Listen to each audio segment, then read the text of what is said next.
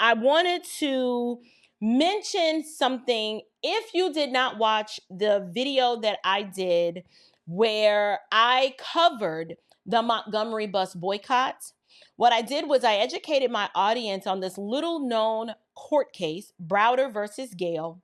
And the purpose of me bringing up that case and the four women who were the plaintiffs in that case was to properly educate us on what actually happened and how buses and desegregating buses in the South actually came to be. And I talked about that because oftentimes the Montgomery Bus Boycott is given all the praise and the glory for having desegregated buses in the South when it wasn't the boycott. It was actually the Supreme Court upholding a lower court's decision to say, wait, these women have legitimately been discriminated against on the basis of ethnicity, and this is unconstitutional. Y'all cut this mess out. Now, y'all can't do this. That's what happened. So Black folks down in Montgomery was boycotting for 364 days. When the lawsuit was filed February 1st, by June 5th, the court had already ruled and decided, said, hey, this is unconstitutional. And then the bus boycott didn't end until December of that year. So we're talking 1956, February to June. It's already settled. It's unconstitutional. And folks just out here walking and boycotting. And Rosa Parks and MLK got all the credit and the shine for it. And they were nowhere on that lawsuit. They were not mentioned as plaintiffs.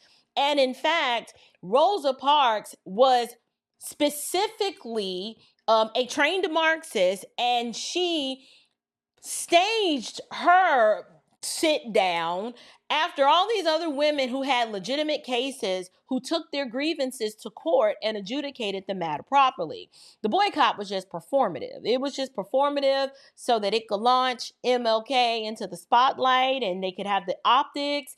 And, you know, December, I think November 30th, you know, Black folks had the right to sit wherever they want, but somehow when they ended the boycott, they had this photo op where Rosa Parks and MLK is sitting on the bus. Now they get to sit next to white folk and they feel so much better about themselves. I don't know if they didn't feel that way on November 30th, but they could have, because the Supreme Court had ruled, the lower court had already rendered their decision earlier that summer. So if you haven't watched that video, you may want to go ahead and do that. I just wanted to, you know, take that little steam out of his little steamboat right there and help you guys understand that it wasn't, yes, the bus system did lose a lot of dollars. That was true, but that wasn't what moved the needle to desegregate buses in the South.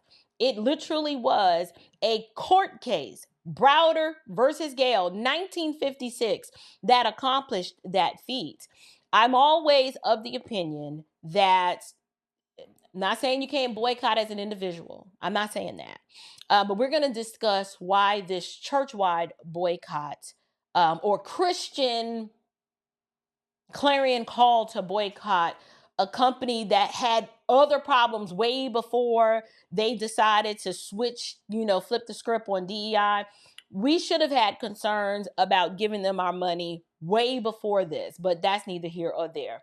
Let them finish. And then we are going to get into the content. $29 million a day for 40 days. We will break the back of the system. I want to go on record that not only am I asking you to fast for 40 days from Target, I am telling you to sell all of your Target stock. I want the stock to go down because we are standing in. I didn't have this in my notes, but did he just say he wants you to sell the Target stock? See, I like economics and I like having economic conversations, especially with people who we might be like first generation, you know, financially astute people. Like our parents did the best that they could and they worked hard, and many of them put us through college and they sacrificed so that we could do better.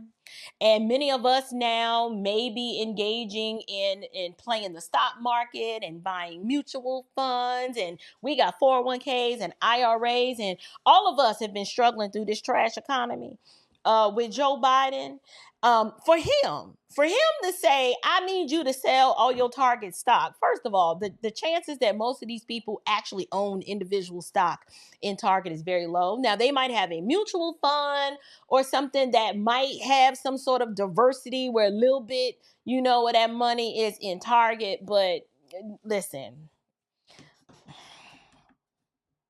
come on now, stop it.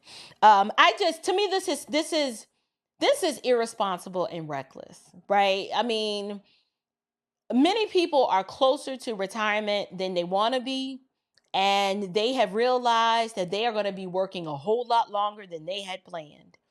And people need for their money to stay in the stock market and work for them as long as possible. Like, how ignorant do you sound? Like, you pulling your stock out of that company for this reason makes no sense to me. And we're going to talk about why I would never tell another individual what stocks they need to buy when you don't know their personal financial situation. To me, this is pastoral overreach.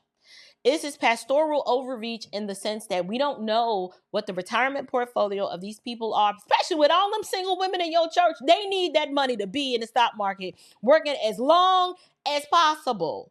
You know this.